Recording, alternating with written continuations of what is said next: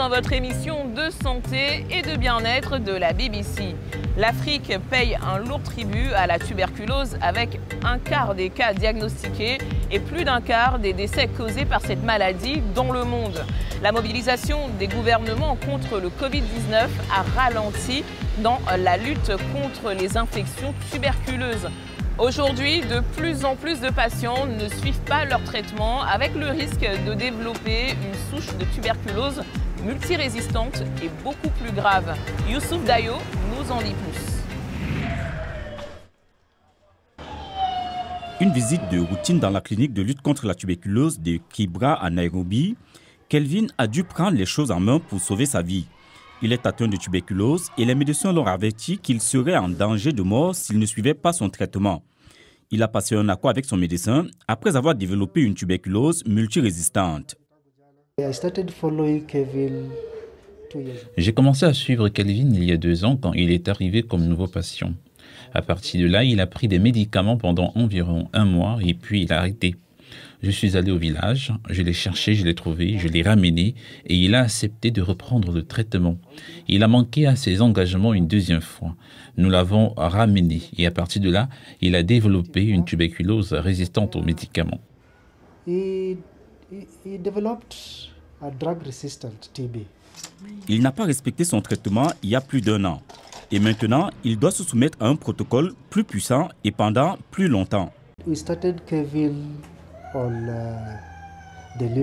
En janvier, nous avons mis Kelvin sous le nouveau traitement contre la résistance aux médicaments.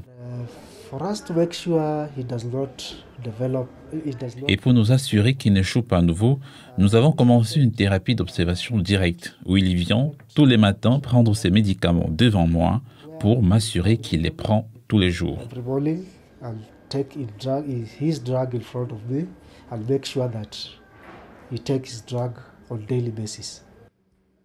La pilule est peut-être difficile à avaler, mais les médecins ont dû se montrer fermes. Ce suivi par intermittence de son traitement ne fait que lui nuire.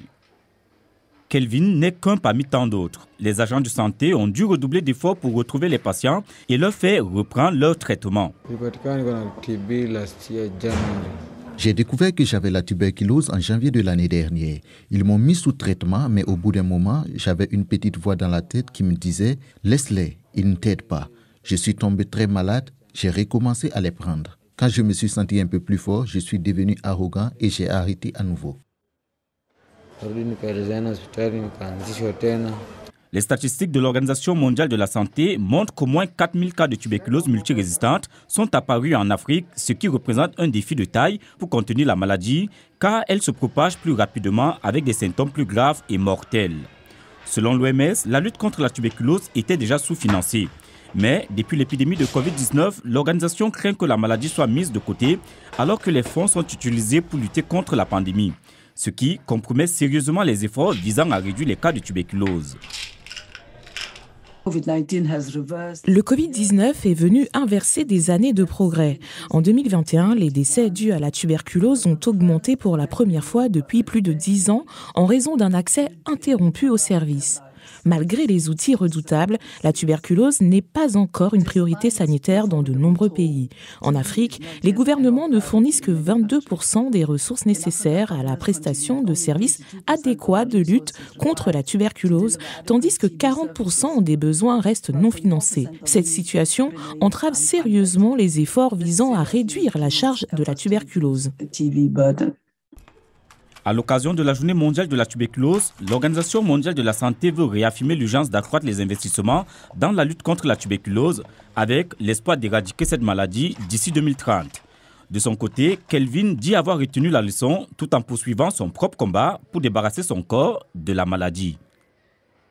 Vous voyez ce que j'ai traversé? Je pense qu'à partir de maintenant, je vais devoir faire de mon mieux pour aller au bout du traitement. Je dois lutter contre ça.